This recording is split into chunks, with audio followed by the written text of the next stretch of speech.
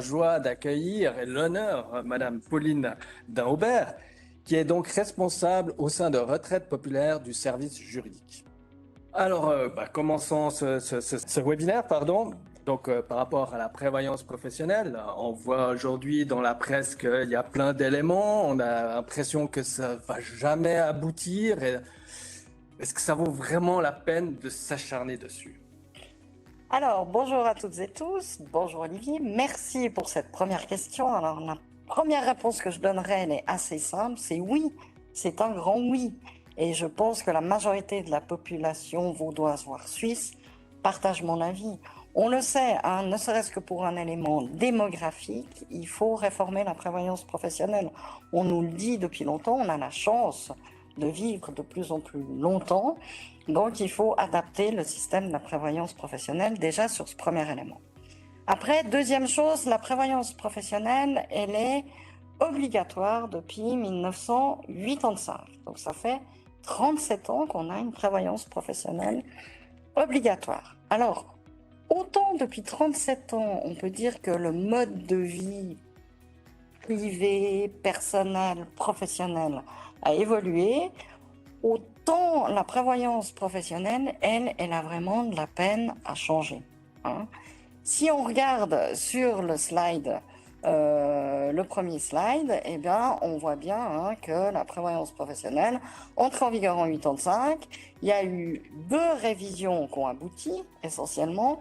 Une première révision LPP en 2005 était une grosse révision, et puis une révision qui touchait moins directement les assurés en 2011, la réforme structurelle. Et puis autrement, vous avez 2 réformes qui ont été rejetées, et puis raison pour laquelle aujourd'hui on a un nouveau projet en discussion, LPP 21.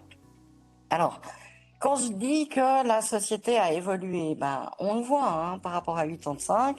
Aujourd'hui, un salarié, il reste plus forcément toute sa carrière auprès d'un même employeur. À ce titre aussi, on voit que le temps partiel, eh bien, il prend de plus en plus d'ampleur. J'ai quelques chiffres. Donc, aujourd'hui, c'est 60% des femmes qui travaillent à temps partiel, à peu près. Et puis, on a environ 20% d'hommes qui travaillent aussi à temps partiel. En 1991, donc ça ne nous reporte même pas en 85, hein, mais en 91, les chiffres, c'était 50% des femmes et 8% des hommes. Donc, il y a beaucoup plus de temps partiel qu'avant. Autre chose aussi qui bouge, malheureusement, il y a quand même de plus en plus de divorces. Qu'est-ce qu'on peut dire aussi? Voilà, il y a aussi ce phénomène dont on parle beaucoup, où les gens, ils n'ont plus qu'un seul employeur, mais ils cumulent plusieurs emplois auprès d'employeurs différents. Alors, sur certains éléments, la prévoyance professionnelle, elle s'est adaptée, typiquement le divorce. Hein. On a révisé les règles de partage de la prévoyance en cas de divorce, mais je pense qu'il reste des éléments fondamentaux sur lesquels il faut trouver des solutions pour adapter la prévoyance. Mmh. À votre avis, la réforme qui est aujourd'hui, qui est en place, là, sur laquelle on est en train de discuter, est-ce qu'elle répond à ces différentes nécessités d'évolution? Alors, je pense que sur certains éléments, oui. Hein. Si on regarde un peu, alors c'est vraiment par rapport au slide qui est affiché, grosse version, grande version. Donc on voit alors la première chose de cette réforme, c'est évidemment cette baisse du taux de conversion, mais ça, je m'arrête pas là-dessus parce que tout le monde en parle. On voit que il parle de la déduction de coordination, hein, abaissement de la déduction de coordination. Et puis, il y a un ajustement aussi des bonifications vieillesse. Alors ça, c'est aussi positif parce que un des problèmes aussi de la prévoyance professionnelle, c'est de dire finalement, si je caricature, hein, la prévoyance des personnes plus âgées coûte trop cher. Pourquoi elle coûte trop cher? Parce qu'on a une évolution des cotisations que payent les gens, et puis plus ils arrivent proches de la retraite, plus la cotisation est élevée. Aujourd'hui, dans le projet, ils proposent de lisser beaucoup plus ces bonifications pour finalement favoriser l'employabilité des personnes plus proches de la retraite sur le marché du travail. Donc, pour ces éléments-là, je trouve que la réforme qui est actuellement discutée, elle va vers une modernisation bienvenue de la prévoyance. Donc là, vous avez évoqué le montant de coordination. Hein, il est prévu de diminuer de moitié, en gros, passerait de 25 000 à 12 500 en chiffre rond. Est-ce que cette partie de la réforme, en fait, c'est une bonne nouvelle.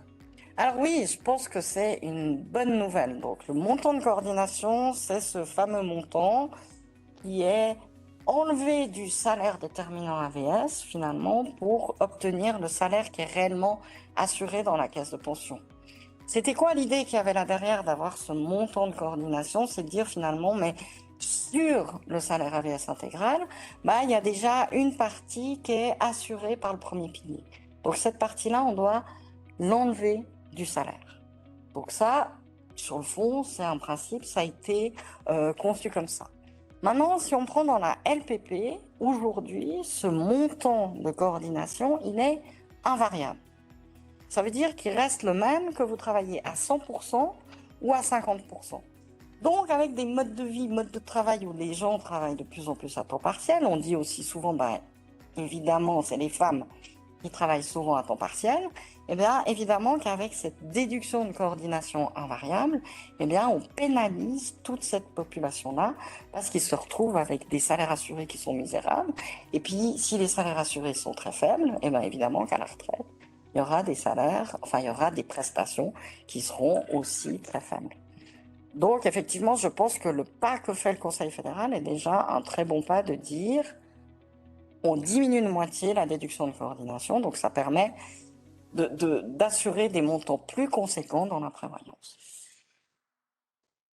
Maintenant, on voit avec toutes ces discussions, hein, cette réforme, elle est déjà pas pour demain, hein, vu qu'on est reparti pour un tour.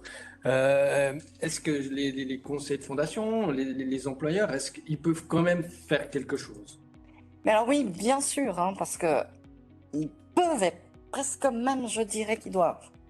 Pourquoi? La LPP, ce qu'il faut savoir, c'est que c'est une loi cadre. Donc ça fixe un cadre et c'est un minimum.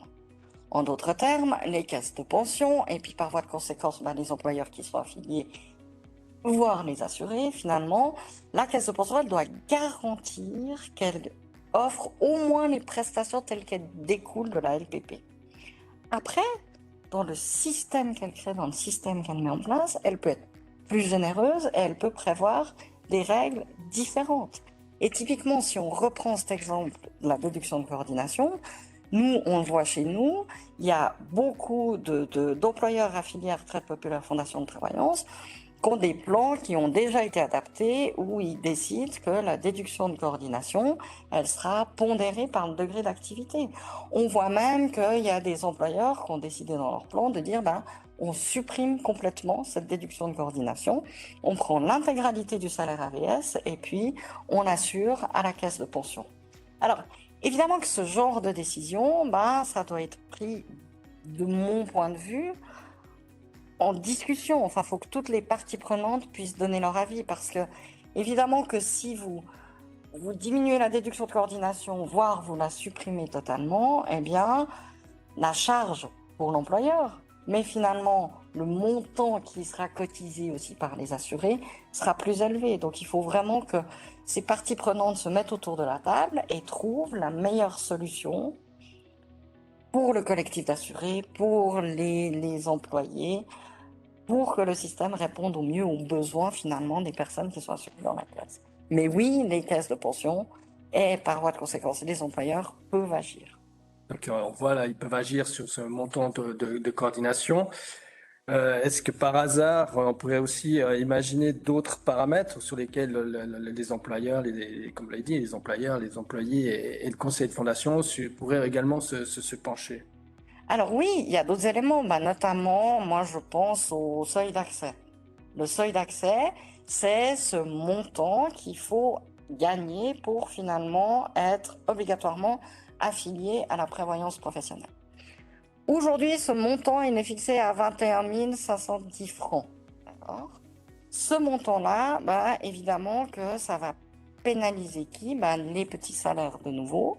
Et puis, ça va pénaliser aussi ces nouvelles formes dont on parle de personnes qui finalement ont plusieurs employeurs, ont plusieurs emplois de front et chez aucun des employeurs, ils gagnent la fameuse somme de 21 510 francs.